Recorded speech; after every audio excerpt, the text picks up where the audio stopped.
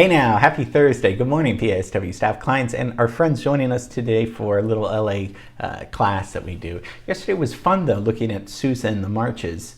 One thing I forgot to mention, marching bands, we see them all the time today. So with Sousa, he kind of invented a craze that, we see them at sporting events, at football games, the Rose Parade. So they're very much, in high schools, people are in marching bands, so they're very much still alive and well. So something that hasn't gone out of fashion or anything like that. So I just wanted to share that with you. And then tomorrow we see Lady and the Tramp, your results, which I can't wait to show you that. And so today, we're going to stay downtown. I know we've been downtown a long time with the Eastern Columbia building and the library, but there's just a lot to explore. So I promise you we'll go to the west side and other places a little bit more in the future. But today, let's go to the town you love, I love. Carmel loves this. Carmel, we will do a beach class, I promise you. But let's take a look today at Clifton's cafeteria.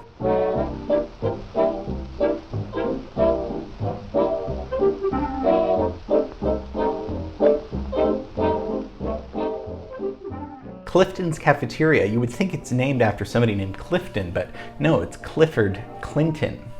That's the guy we're going to be talking about today. A hell of a sweet guy, it sounds like. So he just combined both names, just like Western and Wilton became the Wiltern, right? I don't know, is this an LA thing where people combine things? So he's a restaurateur, and he, created, there was about 8 of them in LA, and Clifton's is the one we're going to be talking about downtown. That's why I showed you that opening. But just the cafeteria in general, smorgasbord in Scandinavia, late 19th century. But then it comes to the United States. But in 1905, LA is really the one that takes this to a whole new level of cafeteria style, for better or worse.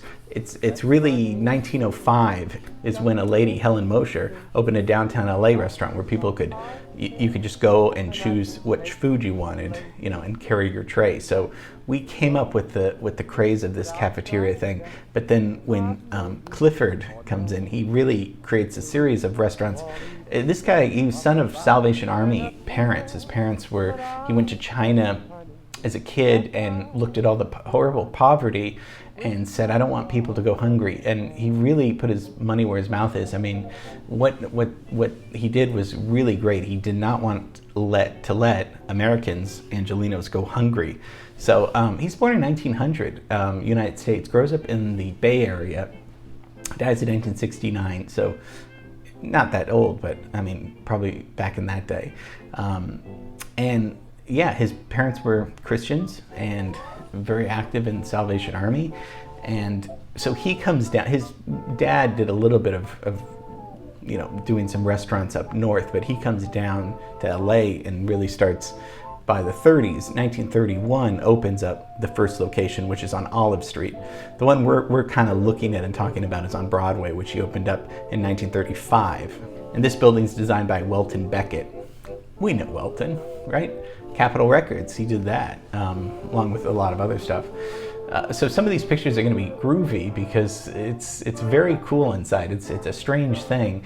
Welton was really good friends with Walt Disney, and a lot of people said that Disney went to Clifton's and was inspired by all these kind of weird designs because the architecture, it's like fantasy land in there.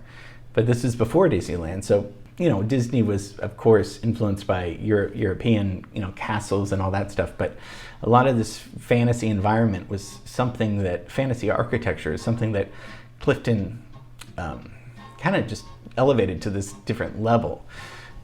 So if we just back up, with LA history, we've usually talked about, Huntington and the railroad, Perry Chandler and the LA Times and the Dynasty.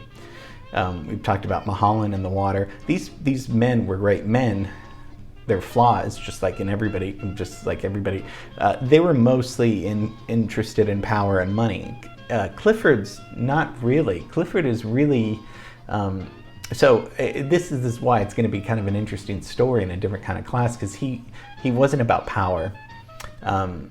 or glory or money, really. I mean, and so that's different already, because we've talked about mostly people interested in that. So by the 30s, cafeterias are super popular and trendy. Now it's something that we go to with our grandparents, if at all it exists. At least I did. But very, celebrities would go there. Movie stars would go to the cafeterias back in the day. So as we know, downtown was just a great hub for all this thriving. We talked about the Broadway district, and this is on Broadway. So exciting in the 30s, of all these beautiful, gorgeous buildings like the Eastern Columbian that we looked at. And, the banks were down there, beautiful movie palaces. So you could just go down and go to the cafeteria and go into this kind of fantasyland world. The 30s, we did tunnels in Los Angeles and talked a little bit about mobsters, which I hope wasn't too scary for the kids. A lot of corruption in LA. I mean, we could do a whole other class, maybe we will, just on what was going on. There's always been corruption. There's probably corruption as we're speaking, for sure. But in the 30s, it was really rampant, because you had gambling houses, prostitution, everything was really out of control, and the police were paid off. It's the same old Godfather story. It's the same story. But Clifford really wanted to crack down on a lot of this, which takes some balls, because you're just kind of serving food. But he got involved in trying to shut a lot of these places down. He starts cracking down, and he's not accepting some of these payoffs. And of course, in true Godfather fashion, what does that mean? Is he going to be, well, he almost was killed. They planted a bomb in his house in Los Feliz, and he was fine. His family was fine, but he got some real threats for speaking out against the corrupt mayor, Frank Shaw, who had his brother in there with him. Super corrupt. And then his real estate taxes increased.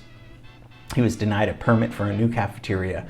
It's funny when you think, okay, like, if you're going to go against us, just see if things work out for you, and they won't. So really bad. We were so corrupt back then. Things got violent with the bomb. He ran for mayor. He wasn't successful, but he stood up a lot for what he thought was right. So when he opens Brookdale, which is kind of the one we're looking at, it could serve 15,000 people a day, or seat them. No other place on earth supposedly could seat that many people. And so if we think about the 30s, it's depression, right? I mean, and so, but he was feeding up to 10,000 people a day. So 10 to 15,000 people, and a lot of this was free. It was pay what you can, and if you can't pay, then enjoy the food anyway. It sounds, well, it's utopian for sure. I mean, so it was free if you used some of these redeemable tickets that they would give out, and a lot of these tickets were given to homeless people, so many people could even eat for free. I mean, it's an unbelievable thing. So it would just be, and also, this was before civil rights. Clifford was just like, black people can come in here and eat. It's no problem with that. So when you think of somebody who's, really just a unique person, thinker, activist, he was a real hero. So he never turned away people that couldn't afford a meal if you showed up and you were hungry. So, I mean, his business policy was, regardless of the amount of this check, our cashier will cheerfully accept whatever you wish to pay, or you may dine free. I can't figure it out. It's amazing he didn't go bankrupt, but somehow this philosophy, and his big heart went a long way.